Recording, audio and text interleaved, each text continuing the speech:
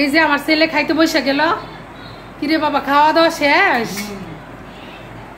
এদিক দিয়ে তাড়াহুড়া করে আজকে হচ্ছে শুক্রবার, সকালবেলার রান্না দেখেন কি কি করলাম। এটা হচ্ছে সকালবেলার খাবার রেডি করছি। এই জায়গায় আছে কচু শাক, চিংড়ি মাছ দিয়ে করছি। আর এই জায়গায় আছে মিষ্টি কুমড়া, কচি একটা মিষ্টি কুমড়া আনছিল, এইটারে চিংড়ি মাছ দিয়ে ভাজি করছি।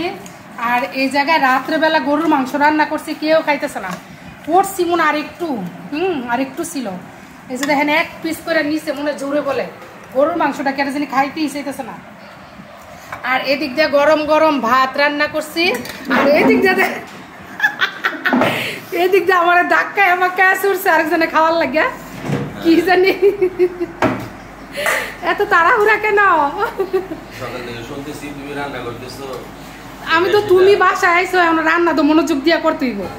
তুমি যেহেতু আমার ছোট ছোট বাচ্চাদের বাবা, ঠিক আছে, তোমার জন্য একটু যত্ন করে রান্না করে নিয়ে এসেছি। কচুর শাক আনছি চিংড়ি মাছ দিয়া, দেখছো, আবারও দেখাইতেছি।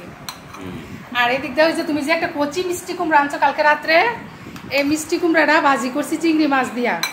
আর তোমার জন্য তোমার পছন্দের মাছ রান্না করছি। কালকে রাতে আমি কিন্তু মিষ্টি কুমড়া আনি নাই। কবে আনছো? কালকে তো আনছো। কালকে রাত্রে, এর আগের দিন রাত্রে, পরশু দিন রাত্রে। কালকে তো গেছে, কাল আনা নাই। কালকে আনছো ছোট মাছ। সরি রাত্রে আনছো, এটা মনে আছে, কিন্তু কোন সময় জানছো? এই যে এটার মধ্যে ফালাও, এটার মধ্যে ফালাও। এটা হচ্ছে কচু আছে না, কচু শাক চিংড়ি মাছ দিয়া, ঠিক আছে। আর এই যে আপনার বেবি ডল গোসল করছে মাত্র, গোসল করে এরপর আইসা পড়ছে। গোসল করেনি তুমি তো পচা। আর এদিক দিয়ে আপু ভাইয়া দেখেন, ও কালকে হয়েছে রাত্রে মলায়া মাছ আনছে তো ভুলে গেছি। মলায়া মাছ আনছিল রাত্রে, একদম কি সুন্দর মলায়া মাছটি আনছে আপু ভাইয়ারা। এই যে দেখেন বড় এটা আবার মাথা ছাড়া না করলে উনি আবার খাইতে পারে না, ঠিক আছে। উনি না, ওনার বাচ্চা কাচ্চা জীবাণু সবাই শিখাই লাইছে। মনে করেন যে কোনো ছোট মাছের মাথা না ফালাইলে খাইতে চায় না।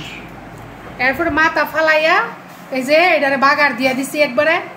এখন উনি খাইতে বসে গেছে, আর ওনার জীবাণু বসে গেছে, আর ওনার এই জীবাণুটা খাইয়া গেছে।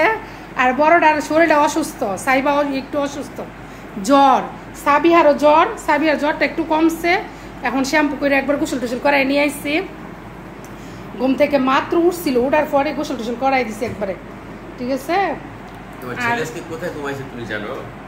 তুমি তো আজকে টিভি রুমে ঘুমাইছ। আমি উঠটা দিই যে ওই রুমে তোমার পা দেখা যেতেছে, গাল হয় নাকি?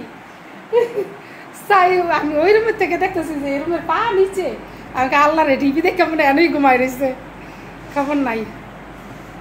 আর এই যে এটা আজকের রান্না বান্না এই পর্যন্ত, আর ওনার খাওয়া হয়েছে এই পর্যন্ত, বুঝছেন নি? বাইরে তাইছি তো খালি নাকি কোনো কিছুই ভাল লাগে না খাইতে।